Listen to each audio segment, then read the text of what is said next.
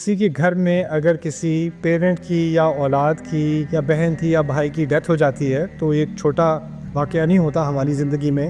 It's very traumatic اور اس سے کوپ کرنا بہت مشکل ہوتا ہے.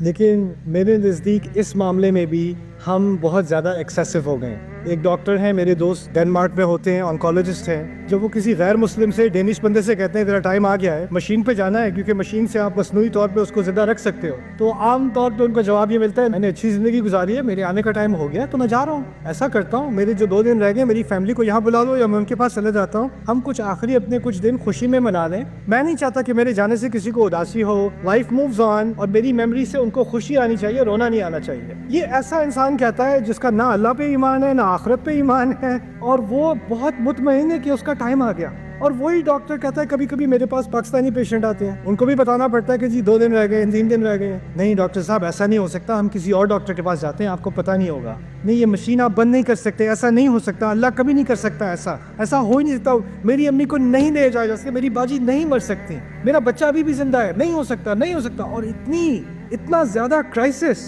ایک حد تک یہ فیلنگ آنا وہ تو انسان کی طبیعت کا حصہ ہے.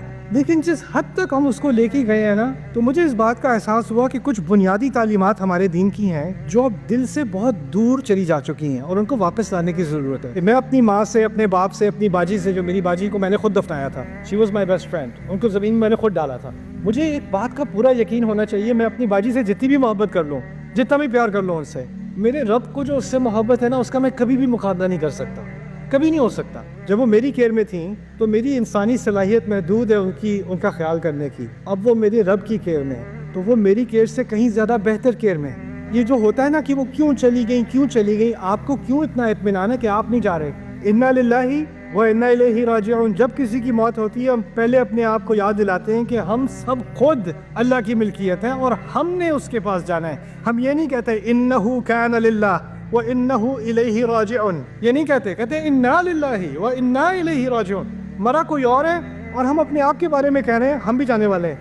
اگر اس بات کا اطمینان ہو کہ ہم واقعی جانے والے ہیں تو پھر میرا ذہن 2 چیزوں کی طرف لگ جائے گا. 2 ہی امکانات ہیں, جانا تو ہے, واپس رب کے پاس جانا تو ہے, میں کچھ بھی کر لوں, میں اس کے بارے میں سوچوں یا نہ سوچوں, إِنَّكَ كَادِحٌ إِلَىٰ رَبِّكَ كَدْحًا فَمُلَاقِيهِ. لیکن وہاں جا کر 2 ہی امکانات ہیں. ایک امکان یہ ہے کہ میری ان سے ملاقات ہو سکے گی یا ہم 2 مختلف جگہوں پر ہوں گے. 2 امکان رہ گئے ہیں. مجھے اب پوری کوشش یہ کرنی ہے کہ میرے اعمال جو ان کے اعمال میں بھی اضافہ کر رہے ہیں, کیونکہ میں ان کی لیگیسی ہوں, میں ان اعمال کو کنٹینیو کروں تاکہ میں بھی اچھی جگہ پہنچوں اور وہ بھی اسی جگہ پہنچیں اور ہماری فیملی ریونین ہو, اور وہ ایسی ریونین ہو جو یہاں کے گھر سے, یہاں کی دعوت سے, یہاں کی عید سے کہیں بہتر ہو. الحقنا بهم ذریتهم وما التناهم من عملهم من شيء.